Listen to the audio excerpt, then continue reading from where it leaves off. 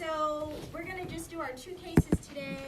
I'm not going to jinx it and say we're going to end early, because when I say that, it never happens. So probably won't. But I wanted to just start out by reminding you kind of the takeaway from the last case we covered, the Burnham case.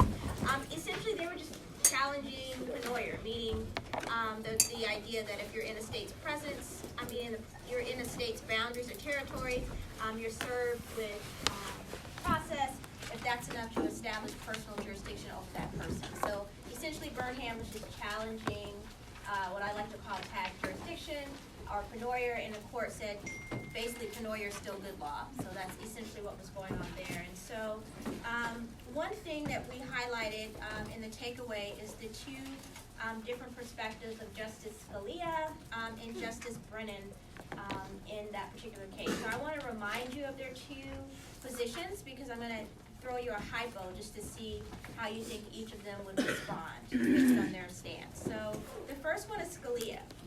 And so in the Burnham case, as you might recall, Scalia believes that historically the Constitution enshrines the then prevailing views in the 14th Amendment that basically says while you're in the state, there's a separate basis for jurisdiction, meaning tag jurisdiction, where you don't need minimum contact. So again, Justice Scalia believes that historically the Constitution preserves the prevailing views that while you are in a state's boundaries, a separate basis for jurisdiction without requiring minimum contacts exists. Okay.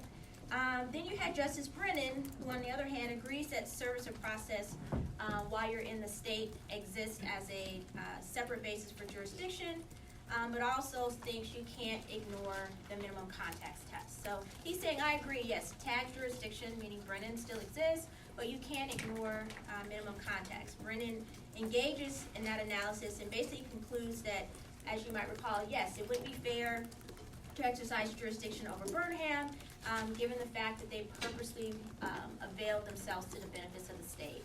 So between those two, Brennan is saying, yes, I'm acknowledging tag jurisdiction exists, but I think you still have to consider some aspect of minimum contact. Specifically, he's referencing the purposeful availment component.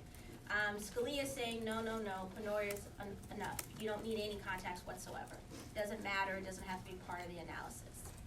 So the fact pattern I wanted to present to you all is you have a defendant that's a citizen of the state of Georgia.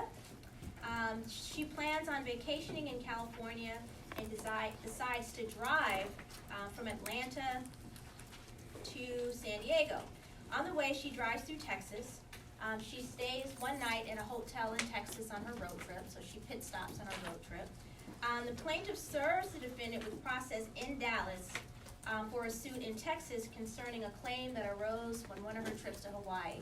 So basically, she's on a road trip in the state of Texas. She stops overnight and gets served with process. She's like, whoa, like, that's not fair.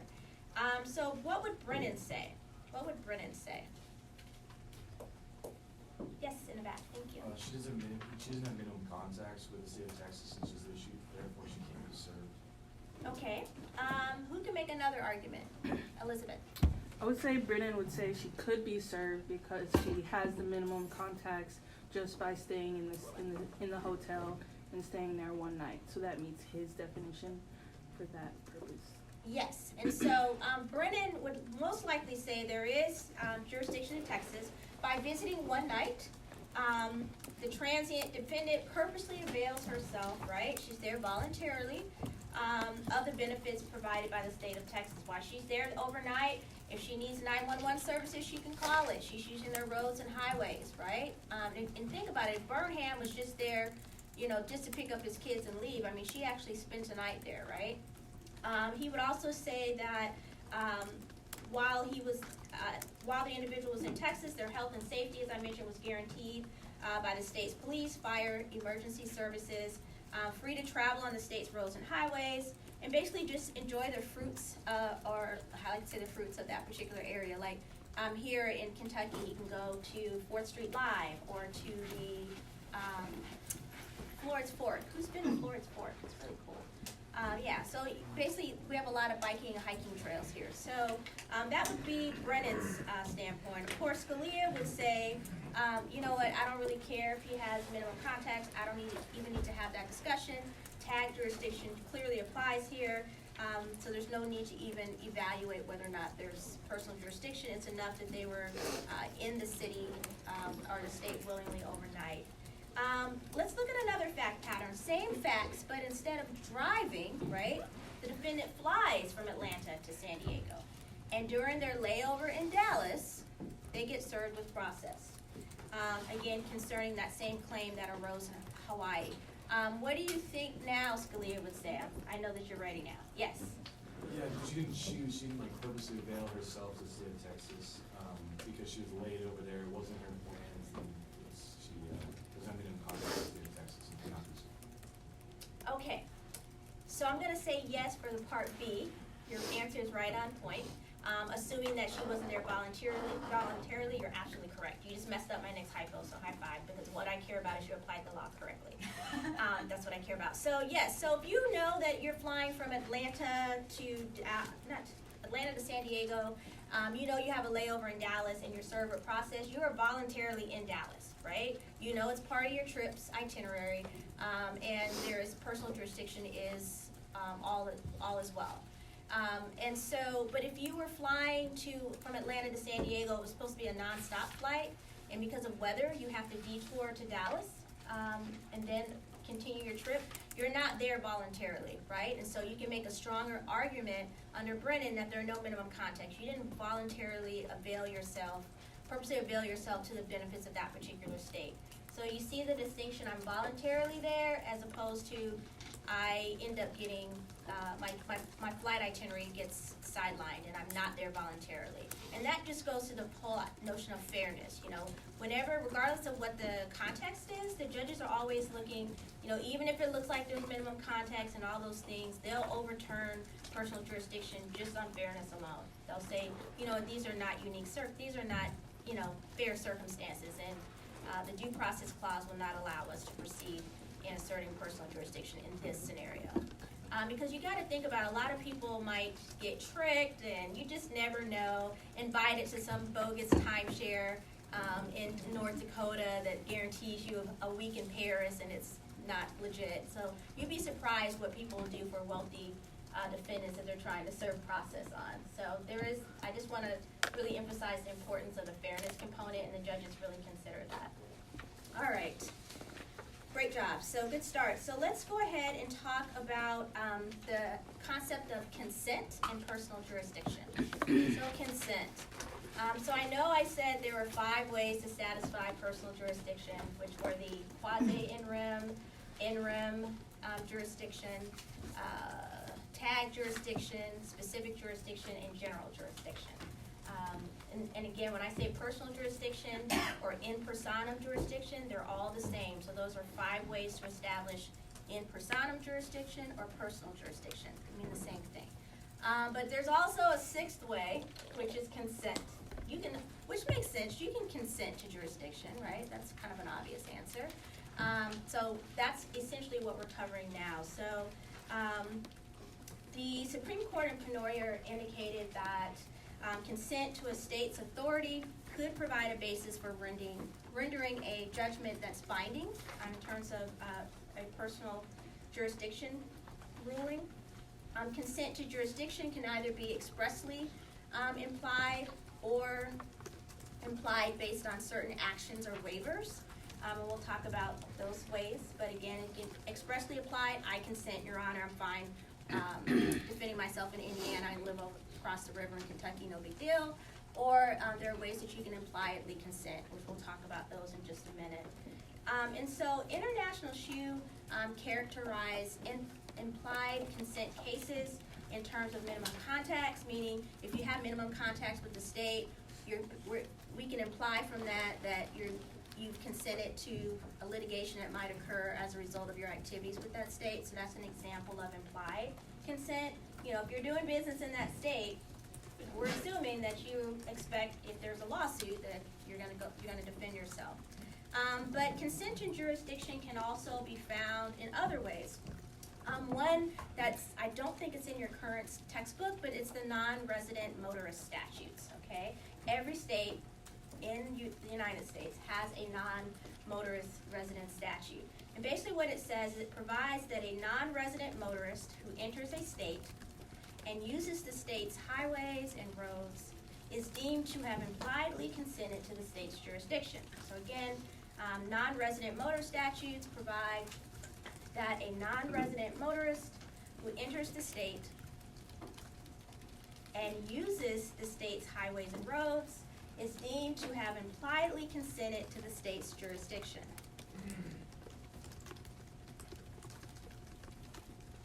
All right, so there's a famous Supreme Court case. You don't have to know the case for a bar exam or my exam purposes. It's just a kind of fun fact. It's Hess versus Pulowski, right? It's a 1927 U.S. Supreme Court case. And basically, that's the case that validated or established the constitutionality of these non-resident motorist statutes. It was a statute involving in Massachusetts. And so if a state has a non-resident motorist statute, which they all do, if you drive in those highways and roads and you get in a car accident, you have essentially consented to personal jurisdiction, meaning that state in which the accident happened would have personal jurisdiction over you. If you're thinking back to the Volkswagen case, we just give you abbreviated versions of that case to show a certain aspect of personal jurisdiction, but you could have looked for whether or not there was a motorist statute in that particular case and trying to assert jurisdiction. I thought I saw it. Okay, maybe not. So another way that I mentioned a little bit earlier that you can consent to jurisdiction is we kind of mentioned briefly the default judgments. So you can waive your consent by failing to object.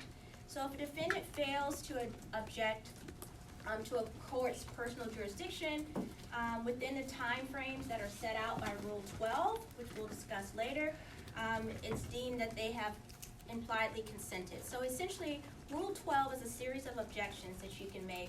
I object, Your Honor, to the case being filed in Kentucky because Kentucky doesn't have personal jurisdiction over me. Your Honor, I object to the case being filed in Kentucky, being filed here because there's no subject matter jurisdiction. This case should be in federal court, not state court. It involves a constitutional question. So Rule 12 is objections that attorneys make in the courthouse to try to get a case dismissed. And so you have a certain time frame that's specified within the rule, and again, we'll spend 2 weeks on Rule 12. But you have a time frame that says you have X number of days once you receive notice of the suit to reject. So if you don't respond, then you impliedly have consented to have that state assert jurisdiction over you. Does anybody have any questions about that aspect? Okay.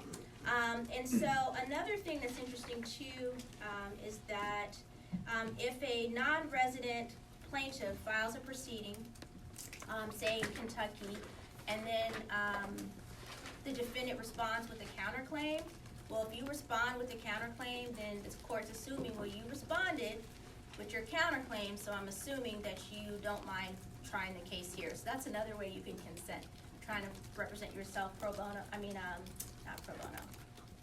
Pro se. Pro se, thank you.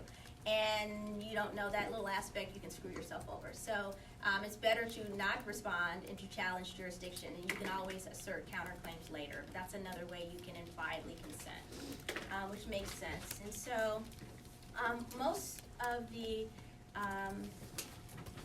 entities will appoint an in-state agent. So like if you're doing business, a lot of states require, if you're going to do business in the state of Kentucky, trying to think about, what about the scooter company, right? Was Laura still talking about that? Yes. Every day. Oh, I love it. All right, you know she's going to bring it down. You guys are not going to have those scooters anymore. She's going to figure out a way to bring them down. She'll contact the provost. But say if you're that scooter company and you want to do business here in Kentucky at UK, U of L, and the other colleges and universities, the state of Kentucky will require you to have an in-state agent on file with that registered corporation or company or business that says, in the event of a lawsuit that's filed, this is where you can serve process. So you don't have to run around trying to figure out where their CEO is or one of their upper level corporate or business leaders, or it's a way of saying, if you're going to do business here, we're going to appoint an in-state agent. And so it's, again, a condition to doing business within the state, and again, it's typically required of business associations, corporations, partnerships, and so on. And then there's something I wanted to highlight. On page 159, they talk about forum selection clauses. It's maybe the bottom of 159, but definitely 159. Yes, at the bottom. So they talk about forum selection clauses, and they basically limit the forum of where you can bring a suit to a single location. So a lot of contracts will have a forum selection clause and say, if you're going to do business with me in Kentucky, scooter company, then if there's any legal disputes, they have to be litigated here in Kentucky, and they put that clause in the contract. So by signing that contract, you're consenting to that selection clause, that forum selection clause. We're going to have the case litigated here in the Eastern District of Kentucky. And a lot of businesses do that. It makes sense.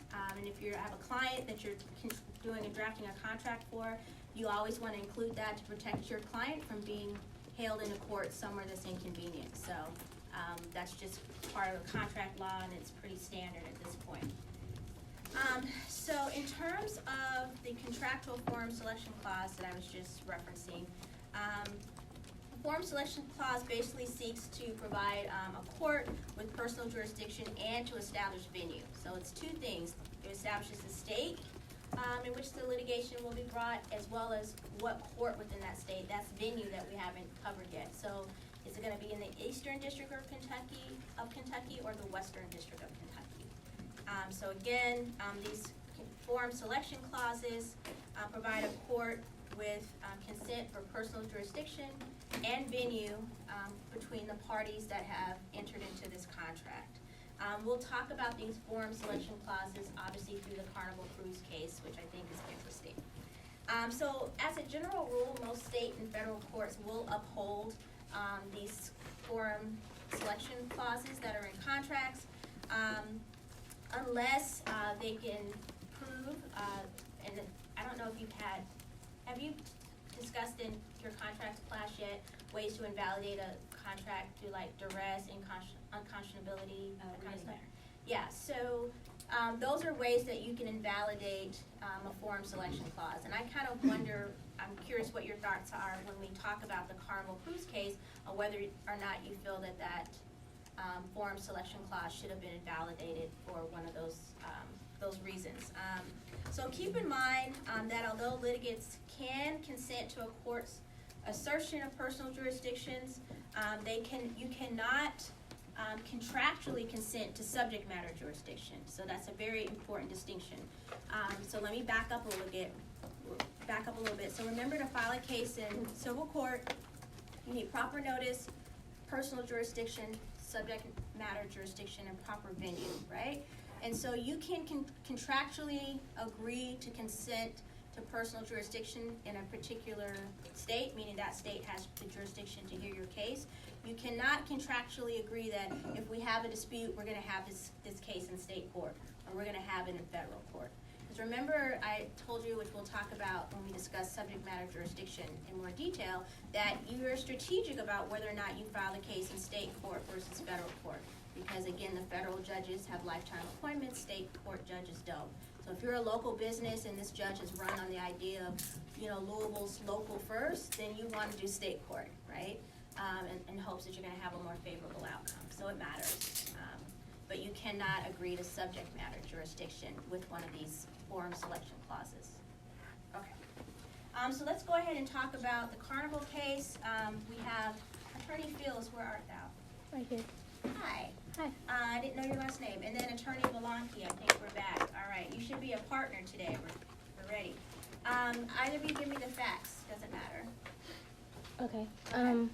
So the Shoots purchased they reside in Washington, and they purchased cruise tickets through a travel agent who's also in Washington, and they paid the fare to the travel agent, which in turn paid the fare to Carnival, which is headquartered in Miami. Okay. And on the ticket, there was like a clause basically saying that if there should be a suit for any injuries or anything, it would have to be in the state of Florida.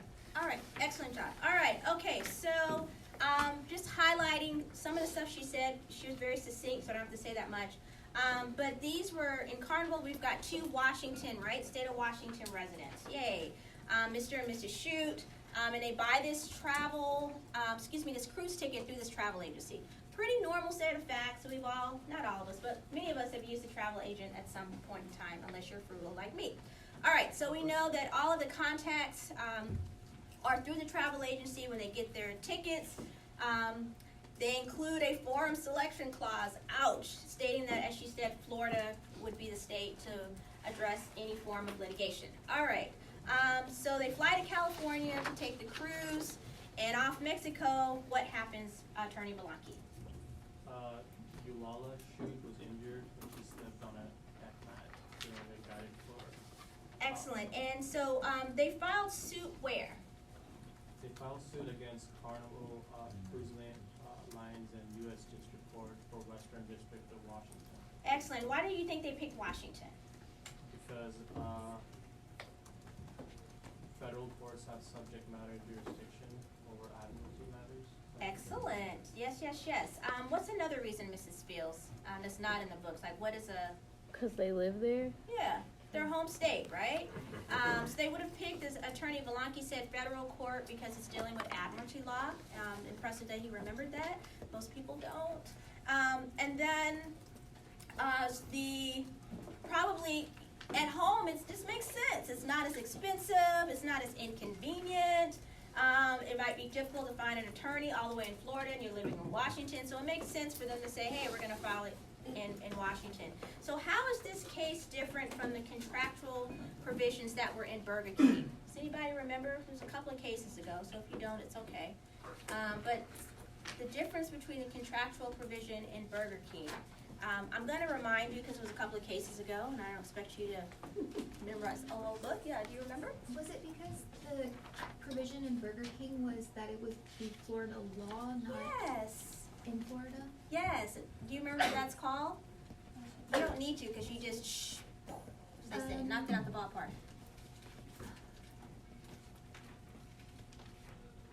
It's not choice of law? Yes. Wow. Okay, sorry. Yes, 'cause remember I said they have a whole law school class on choice of law that you can take. So law, it gets really kind of murky. So like you learn this different content areas here in law school, which is great. You learn through this class in criminal procedure, how do you file a case in civil court or civil or criminal court. And then what they do is once you figure out, okay, I can file this case in that particular court, then you have to figure out which state's law to apply, and that's choice of law. So it goes on a whole nother level. So it might be in federal court, but you're applying state law because because of a series of rules, but it's like a huge, complicated web. And you want to argue some states' law might be more favorable than others. Like if I have they're trying to get me for marijuana, right? I want Colorado law if I can, I don't want to go to jail. So it matters though. So choice of law. So Burger King was a choice of law. They said that they would use Florida law would apply in the event of a lawsuit. So what was the holding by the Supreme Court? Not the reasoning, but just the holding, either Attorney Fields or Attorney Belanqui. What was the holding? Did they conclude that the parties were bound by the forum selection clause or not? Attorney Belanqui, go ahead. Thank you. They said that they did conclude that they were bound. Okay. And so why did the court say that? They said they gave 3 reasons. Okay. They said a cruise line has a special interest in limiting the fora in which it could potentially be subject to suit. And having a forum clause can dispel any confusion to where suits might arise. And it also, passengers who purchase tickets containing a forum clause benefit in the form of reduced fares. Absolutely, yes. Yes, yes, and more yes. Okay, so essentially the court's rationale, they said, and then I'll highlight those 3 points that he made because they're essentially what we care about. that by paying for and accepting the ticket, right, that included this provision. The Shoots had actually, the court said, consented or waived their right to sue Carnival in Washington and agreed that all litigation would take place in Florida. The court's rationale were the three things that Attorney Belanke pointed out. Number one, avoiding litigation in multiple sites. You don't want Carnival Cruise having to litigate. I mean, think about, obviously the passengers are from all around the country, so it's, again, that's one rationale, avoid litigating in multiple sites. Second, no confusion amongst the parties about where to sue or defend. And then last, he said cost savings, right? Pretty obvious. Essentially what they said, there is reciprocity. The court, they said, look, the plaintiffs, meaning the Shoots, benefit from lower ticket prices, right? Because the defendant isn't forced to have to litigate all around the country when stuff like slips and falls happen. So they're getting a benefit as well. They're getting a lower plane ticket. So who thinks that's crap? Who's seen those tickets? Like, when it's written on the back, it's like there's no way my parents would know to look on the back of a cruise ticket, right? For a freaking form selection clause, yeah. Well, it does say that the travel agent made them aware of it. Even still, do they know what it is? And how many travel agencies have ever made you aware? Who's used your parents or someone has used? I've never heard of a travel agency telling you about a form selection clause when you're buying tickets. I don't think it's the norm. Yes. Well, they didn't even go to Florida. They got their boat in California. So they were never present in the state of Florida at any point. So, like, I don't understand. How they can make that, Right. because they consented to jurisdiction. Do that clause and buying that ticket, yes. Also, the idea that they're gonna pass on the cost to the consumer is pretty laughable. Oh, what, like the baggage claim cost? Yeah, The right. baggage- Like, the we're gas saving cost? money, so we're gonna pass it on to y'all. Yeah, That's not thanks. fair. Distributed wealth, right? Paying for it. Is anyone just a show of hands, who says that this is not fair? These form selection clauses. Yeah, there was actually, and it was a couple of years ago, there was a congressperson, I don't remember his name, but he was trying to pass a law that says that form selection clauses would not be allowed in contractual travel agreements, just because he felt like it was unfair that most people don't know to look on the back of that little ticket. It's always in such small writing, and he just thought it was such a disservice to regular people like you and I to have to fly, across the country when I'm the one that slipped and fell because they were negligent and left the deck wet, knowing that there were passengers, walking in that area. And they felt like he felt like it was prohibitive to them pursuing a lawsuit. I know I have a lot of family members who say, yes, I fell, but I don't have the money to pay to go to Florida or try to find an attorney there, to litigate this case for me. So just forget about it. My leg is healing anyway, and that's not a good thing. So it definitely can serve as a deterrence. And so the court says in part that because form selection clauses provide certain benefits, they should be upheld under certain circumstances. They describe those circumstances on page 157 of your text. The fourth paragraph, they say, quote, form selection clauses are subject to judicial scrutiny for fundamental fairness. We're back to the fairness. So focus should be on notice to the plaintiff and bad faith on the part of the defendant, and then fairness. So again, they do still focus on, is this form selection clause fundamentally fair? I think there's a strong argument that it's not. I just don't think I think it's so screwed that you take a cruise or a flight and there's an issue, and there's no way I would expect to have to go to another state unless I'm a lawyer to defend myself. So I don't like that. So applying this standard to this case, the court elects to uphold this form selection clause because why? Why did they elect Attorney Fields to uphold the form selection clause? Basically, they were saying that there was no, fraud, Yeah. I guess. So, they weren't trying to discourage passengers from bringing suit, just trying to pinpoint where the suit should be brought. So they said there was really no issue, which I disagree with, but. Why do you disagree? Because I just pictured them as a little old family trying to go on vacation, Cute little and babies. then they get hurt, and then they have to go all the way to Florida to defend themselves from this big company that could have easily just came to their state. Do you remember what they said about the,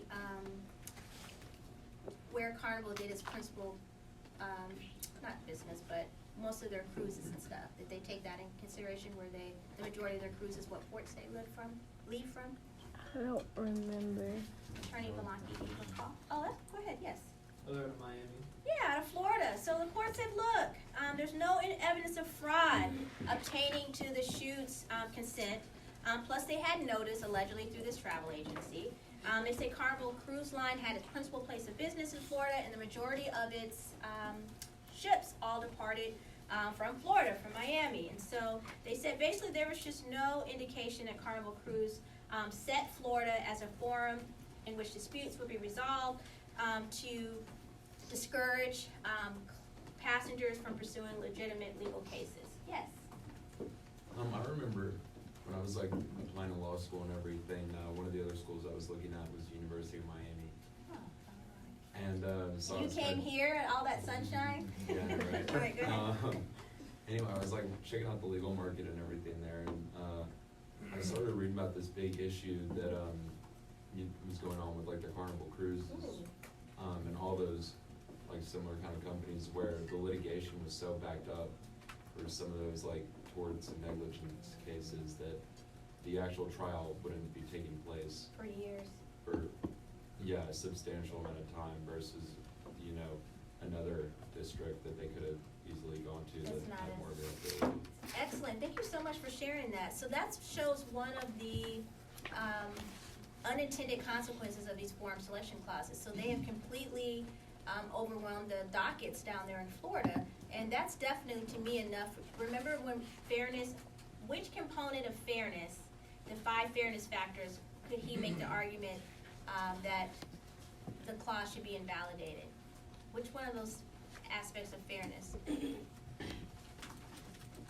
Yes. The plaintiff's interest in obtaining effective and convenient relief. Yes, and what about also, remember there's that weird kind of category about social policy and substantive policies? Like, I think it's good for social policy to have cases litigated in an expeditious manner, especially when you have torts where people have been, mauled, maimed, whatever. There was a case here. Did you all remember in Kentucky Kingdom, they said that somebody's ankles were cut off on one of the rides? I don't want to have to wait, 6 years, 5 years to get my case litigated and to get redress. And I'm walking around with no ankles. So that's a true story, huh? Yeah. They took the ride down too. Oh, so the ride doesn't exist anymore. Yeah, who would actually, be honest, who would have the courage to get on that ride if they said, you can get into Kentucky Kingdom for free, but you have to ride this ride first? Who would do it? Not worth it. Okay. Wait, can I still sue? Are we giving consent to whatever jurisdiction? No, but why would you care if you could sue? You don't have any feet. I have law school debt. I think they Oh, you do? I think so. I think they Oh, took that's her to good. Vanderbilt and they reattached. And reattached it. Well, that's good. That's still It rough. But did they work? Like, you can reattach stuff. See, and that it's shows still you not what law work. school will do to you, which is really sad. No. It'll make you say, well, if I just lose like a hand, put limited it back or- on. I'm just waiting for my moment. Wow. Law school will mess Ready. you up. All right. Yes, yay. Jessica, hi. Hold on so we can hear a question. Sorry, it's my fault for getting you guys brought up. It's not so much of a question, it's like, would forum selection clauses make more sense for certain types of businesses? Like if they're maybe a smaller business where they really cannot afford to be subject to suit in multiple jurisdictions? That's not fair. So what about the bigger corporations who are keeping our Walmart, keeping the prices down, because they exploit their workers and, they make it affordable living here in Louisville. So should we want, I don't know, if we should, the warm and fuzzy part of us, yeah, just the big corporations can afford it, but then as they implied in this case, they're gonna pass those expenses on to us consumers, so prices are gonna go up. Well, I'm still too poor to afford a cruise ticket either way, so. But when you are in a position to afford them, it would matter to you if the cruises are substantially higher. I think that's what ticks me off about the airline thing is the tickets are still the same. Gas is so dirt cheap now, and why am I still paying baggage fees? I just am so resentful. And if it's like that when I retire, I'm gonna like make that my my parting gift to the world. I'm gonna go after them. Like Rothstein and her scooters. All right, so what else was there? Oh, Justice Marshall and Justice Stevens' dissent on page 158 attempts to make the point of why Carnival itself would want the litigation to take place in Florida. So Justice Marshall and Justice Stevens say they hold that the forum selection clause really is unreasonable in their opinion in the dissent, especially since the shoots, and I love this, they had no choice. They had no leverage whatsoever. It was a forced waiver because it was included in the ticket. And so what the dissent is saying, which I think is a really good point, I'm not really consenting. Like, I'm not given the choice. I'm not, at least in a contract negotiation, like with Burger King, they negotiated, okay, yeah, we'll accept this forum selection clause. Choice of law clause in this contract. But there's no negotiation. If you think about the little that you have learned in contracts, like where is the, what do they call it? Consideration. There's none. Acceptance, offer, what is it, acceptance, consideration, and offer, mutual? What are the steps for forming a contract? Offer, acceptance. Say it again? I just know like a few of them. I'm trying to think about the flow chart that doesn't flow. So you all just memorized it for the exam. I respect that. Well, it was a lot of information, so it's okay. But when you do your bar prep, it'll all come back to you. But okay, so I think that's a really good point. When you're not given the choice, why are you saying I'm consenting? It's like, I don't know, I think the dissent's making a good point. So what's important to remember about this Carnival Cruise case is there's a whole body of law on the enforcement or non-enforcement of forum selection clauses. Obviously, we only skimmed the surface with this one case. It's also, the Carnival Cruise Line case is significant because it's really a test for the validity of a forum selection clause. So it's really kind of seeing it, put it under judicial scrutiny and said, okay, yes, these clauses are still valid.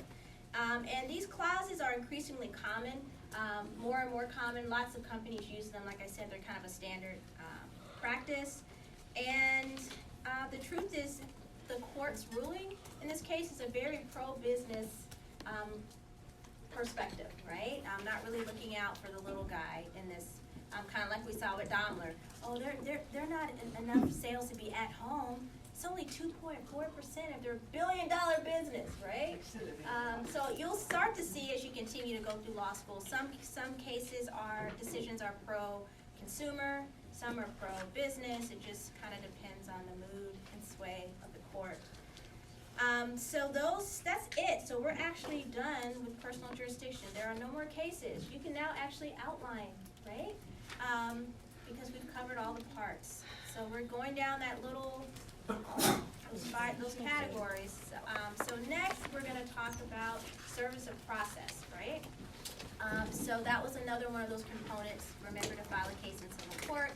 If you can take a moment, if you have your laptops on you, if not, you will not be at a disadvantage, and pull up Google Rule 4. I did not have you buy the supplement because it was another $50 book that you can get online. So just Civil Procedure Rule 4.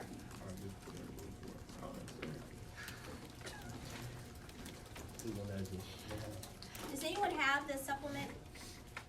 Like the book, like another classmate? Just curious. Okay. So Rule 4, so when you have it up, so basically Rule 4, we're now going to start getting to the point where we actually have rules. We like this, right? So you don't like, Professor, what's the rule in the case? You go to the rule book, which is going to be your online version. So our first rule is Rule 4. So Rule 4 governs service of process. So those are the rules of civil procedure that you have to follow to make sure you have properly served process or notice on a defendant that there's a lawsuit filed against them. The rule has several parts. It tells you that you can't, for instance, file notice against a minor. It tells you the different ways you can file notice and notify an individual that are constitutionally permissible. And so essentially, the notice entails a two-step process. So providing notice entails a two-step process. First, you must determine whether a rule or statute prescribes a method for giving notice, right? So is there a rule or statute that provides a method for giving service, here it's gonna be, yes, there's Rule 4, right? And some of the state, that's for the federal rules, and some state courts, they have statutes that tell you what you have to do in the state of Kentucky if you're filing in state court to serve process. We're focusing on the federal rules, so we're gonna say, yes, there is a rule, it's Rule 4. So the first step is determining whether a rule or statute prescribes the method for giving notice. The second step is assessing whether the rule or statute meets the requirements of due process. So first, is there a rule or statute that tells us the requirements for providing service of process? Second, if there is a rule or statute, does it meet the requirements of due process? So the Mullane case represents the second step, which is whether or not service of process addresses due process requirements or fulfills due process requirements. So again, the Mullane case addresses that. All right, so what are the three steps, the three ways to serve an individual defendant? If you look at Rule 4E as in Edward, the number 2, so 4E2. For exam purposes, I would never say I need 4E2 section AB. I would just say which rule? Rule 4? Okay, thank you. But I'm just telling you where you can find it. So Rule 4E2 says the first basic method for providing service is personal service. So that's one way, personal service. The second one is substitute service. And then the third is service on an agent, and I'll tell you what each of those are. But again, the first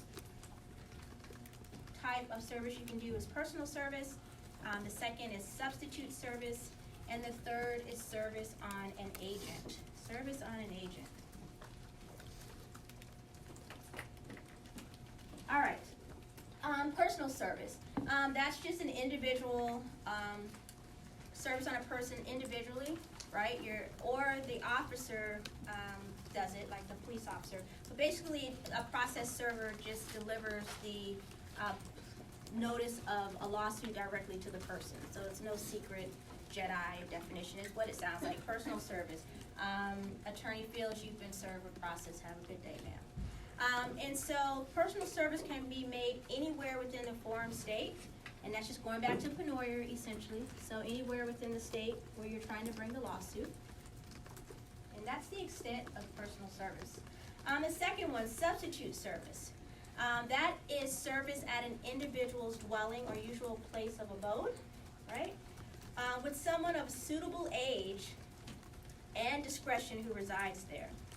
Now that's the catchy one. All right, so substituted service is at the individual's dwelling or usual place of abode.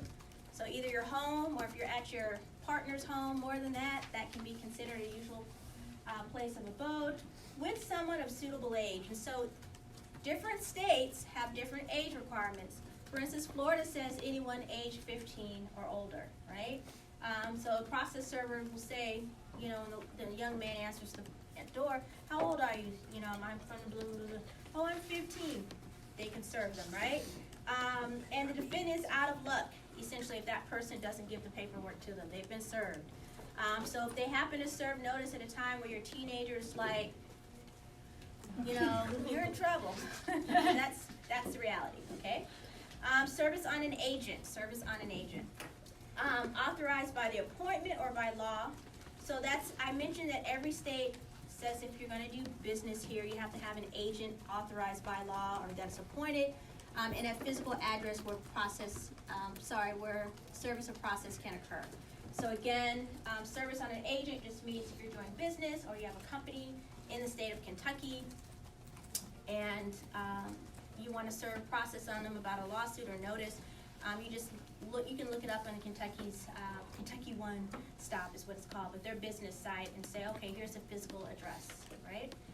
And go from there. So it's important to note that Rule 4E1 allows a federal court to incorporate state law methods of service.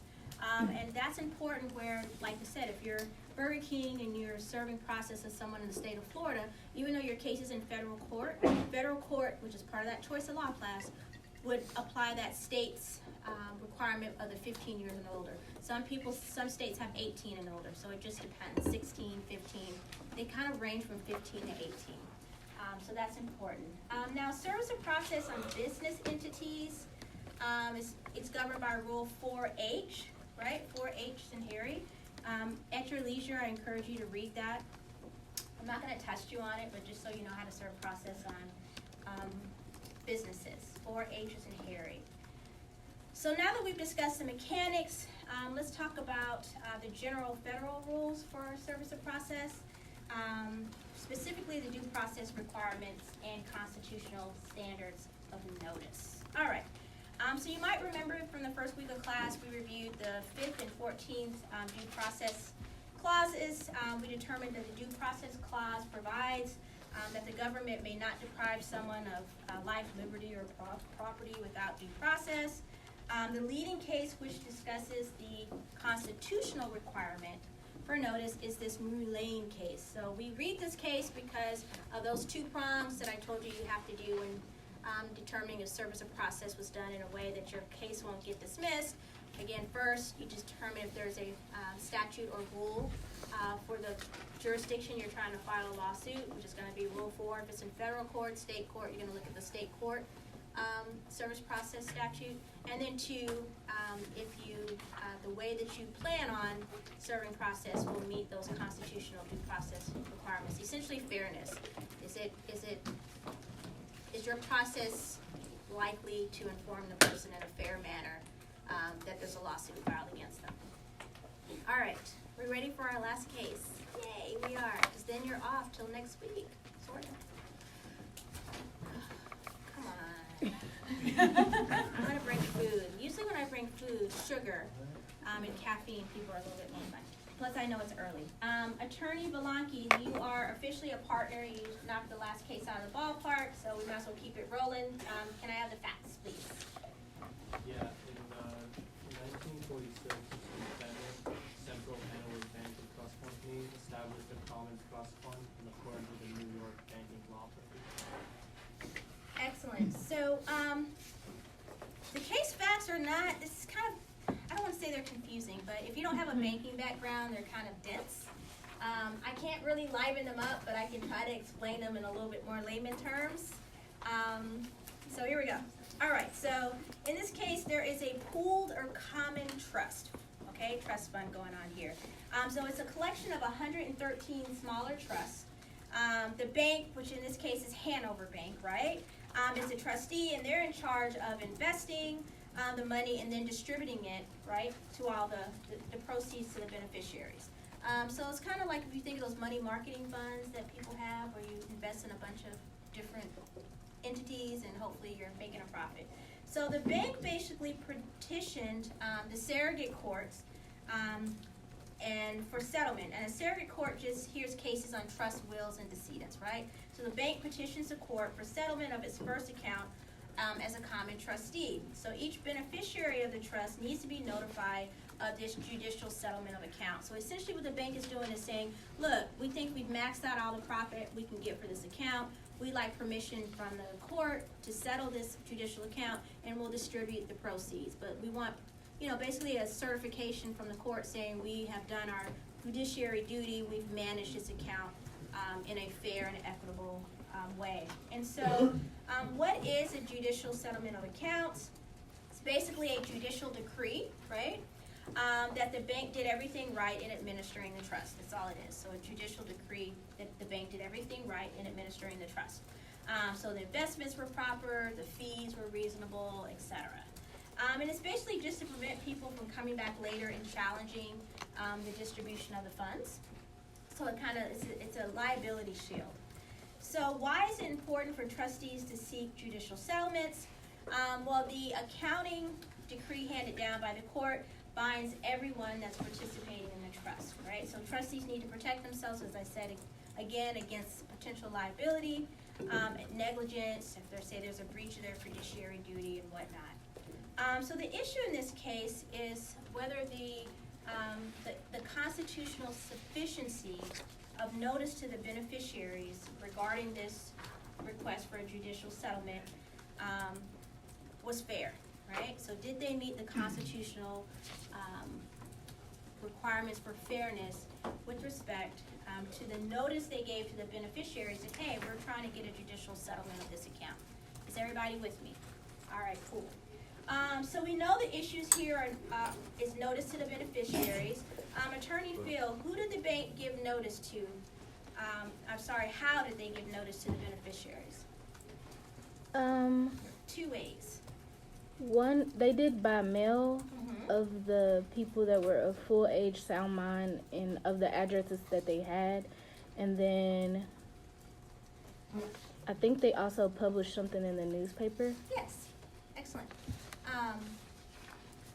I'm just a curiosity question. So do you handwrite out your brief and then you have stuff on the computer as well? I type them, Oh, but they're then I typed just in, like doodle on them, I guess. All right. And then I take notes on my computer. It's a mess. Yeah, it's not a mess, but there's just multiple layers. It's just Yeah. curious. All right, so great. So we know they tried to serve notice 2 ways. They're like, look, we mailed a notice to everyone whose address and contact information we had, right? As they say, of full age and sound mind. And second, they published the notice not for 1 week, not for 2 weeks, but for 4 weeks in a local newspaper per the New York banking statutes. There's a statute in New York that says in the state of New York, like they would say the state of Kentucky, you can't do service by publication. So they were trying to fulfill that particular aspect. So the notice only had in the newspaper the name and address of the trust company, the name of the common fund, and a list of the 113 participating trusts, nothing else. Did not include the name of the beneficiaries. So I don't see my name. No one who happens to be reading the paper sees my name and says, yo, Laura, your name's in the paper about some kind of litigation stuff. So they did not include the name of the beneficiaries. So why were the beneficiaries served in this manner, Attorney Belanki? Like why the bank chose to publish it In the newspaper, yeah. Probably because they wouldn't see it. That's the truth. That's the true reason, but do you remember what they said in the case? Go ahead, Jessica. They didn't, That's the true reason. some of the beneficiaries were not residents of New York and they didn't have contact information for them. Yeah, so they're kind of in a tough bind here. They're like, look, for the people that we don't have the addresses for, as Attorney Belanki said, they're like, good, let's just put it in the newspaper, the New York statute says we can do it, and hopefully they won't see it, right? That's probably the truth. So that's why they chose that second state. All right, so Mullane begins an examination by noting the court that due process clause applies to this, again, New York statute. They're like, even though it's a state statute, due process, don't forget, always applies. So due process doesn't apply to everything, but it does apply in this situation. So how does the New York procedure implicate any of these items? Meaning, why does due process apply to this particular case? And the reason is because it deprives the beneficiaries of property. Remember, you can't deprive a person of life, liberty, or property without due process. So the property they're being deprived of is money, right? Money. So trust money. So how are they losing property or money?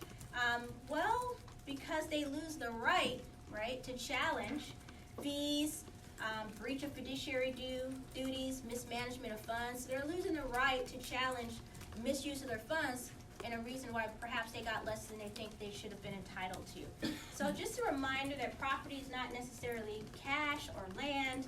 It can include intangibles like this, right? So the judicial settlement procedure is binding and again deprives them of the right to contest the amount of property, i.e. trust funds they actually get. So it's not fair if this account is closed and then I don't get notice of the judicial settlement and then I get my little check in the mail and I'm like, what the heck? There's no way I should only be getting a check for, $2,800. It should have been at least $10,000. What the heck happened? I do some research and figure out that one of the fiduciary directors gave himself a significant raise, right, of $200,000. And I can't challenge that because the judicial settlement decree has already been filed. So that's why it's super important. All right, and so we know here that the due process clause applies and that there's proper notice for property deprivations such as those in Mullane. Does notice require that the defendant actually know about the suit? And the answer is no.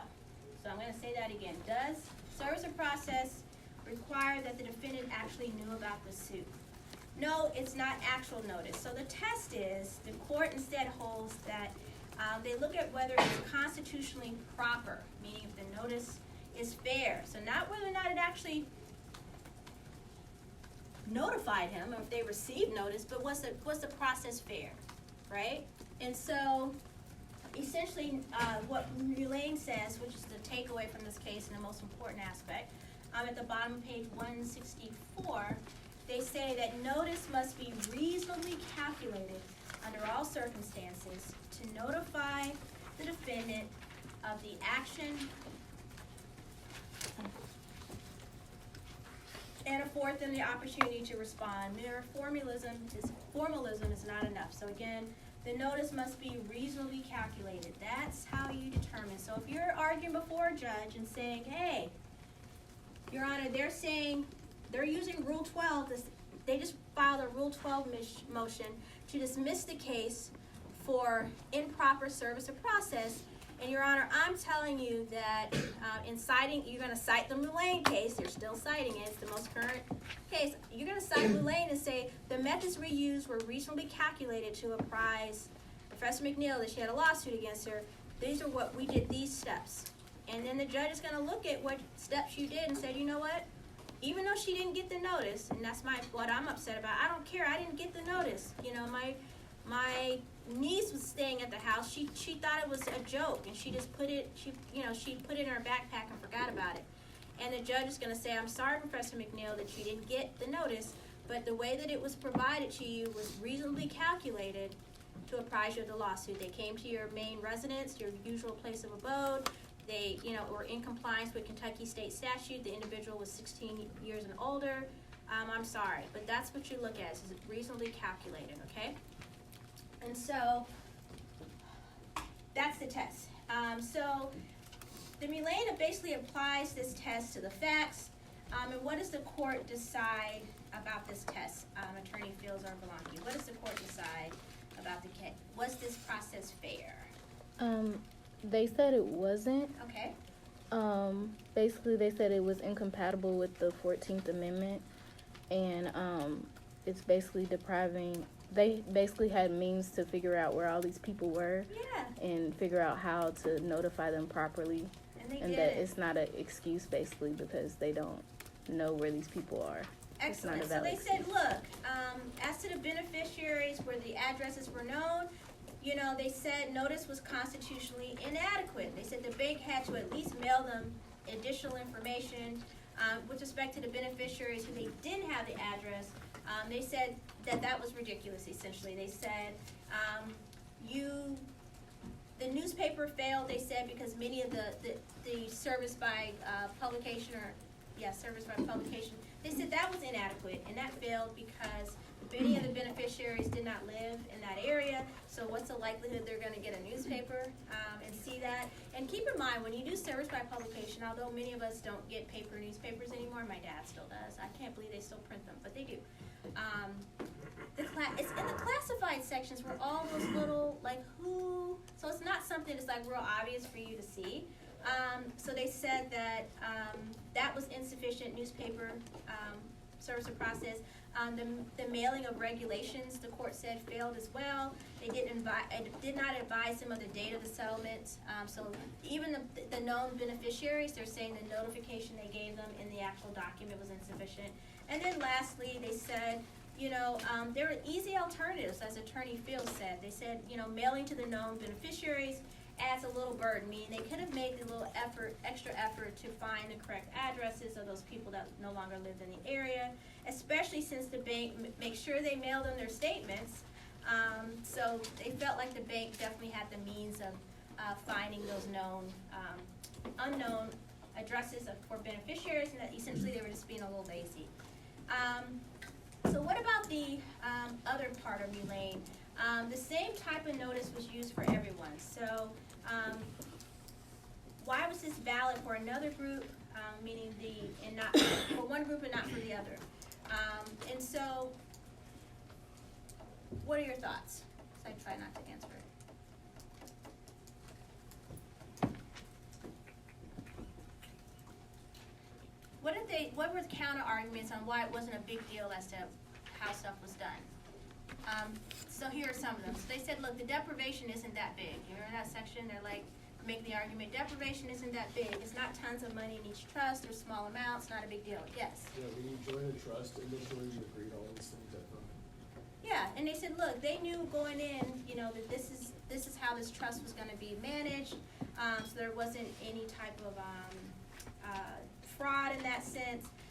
They also talked about the state's interest as well in litigating this in New York, and so the court, you know, in this case, really spends a lot of time talking about, and thank you, talking about publication in the newspaper. So does the court say that notice via publication is basically unconstitutional? Yes. No. Well, they said, like, in the case of missing persons or unknown, that in that case, notification would have been almost impossible anyway, so doing at least putting it in the newspaper was a reasonably calculated way of notification. Excellent. So they haven't said that service by publication is unconstitutional. So that's good to remember. But they're just saying that in this particular case, it failed due process requirements because, again, under the circumstances, it was not reasonably calculated to reach those who could easily be reached by other means. And so a recap, just reminding you, if you're trying to determine service process notice, which we're going to talk about this some more, but first you determine, again, is there a rule or statute that governs how the service of process should be completed? And then if there is, was the notice reasonably calculated, right? Under the circumstances to notify the defendant of the action and afford them an opportunity to respond. So was the means that you used to notify them reasonably calculated? Messed up. I'll just call them out. Was it reasonably calculated to apprise them of a lawsuit against them? I forgot to pass out the attendance sheet. Sorry. All right, so for now what we have learned is the different ways you can achieve personal jurisdiction. We've learned that for service of process, meaning notifying a defendant that a lawsuit has been filed against them, Rule 4 governs for the federal rules. Rule 4 tells you how you can do that. And you're going to look that up. Attorneys they look it up all the time and say, oh, I'm serving notice on a corporation. How do I do that? So it's like your little handbook for practice. So we know Rule 4 governs, and we know that essentially you apply that rule or an applicable state statute, and then you just look at the fairness aspect, and that's just whether your process was reasonably calculated to notify the person of the suit. Isn't it great understanding this? Yes. I think it is. All right, I need to take roll. I messed up. It's easier than to pass it around and just call your name. So Allen. Here. Bacchus. Here. Baker. Present. Banda. Here. Baxter. Here. Bearden. Here. Blank. Here. Blue. Here. Boyd. Here. Burnett. Here. Cannon. Here. Church. Here. Clements. Here. Cole. Here. Doniger. Here. Douglas. Here. Edwardson. Not here. All right, Fields, that was kind of weird. I'm like, just don't look up. Okay, there's like a hologram sitting there, freaked me out. Fields, yes. France, Here. love that name. Griffith, Gross, Here. Which one? Wait, what was that name? Gross. That's me here. Okay, Hall, Hart, Here. Harper, Here. Healy, Here. Hoffman, Here. Horn. Here. Who's not here? Who's sitting by you that's not here? Just that one? Do you know their names? That's Adam. Yeah, I'm Adam.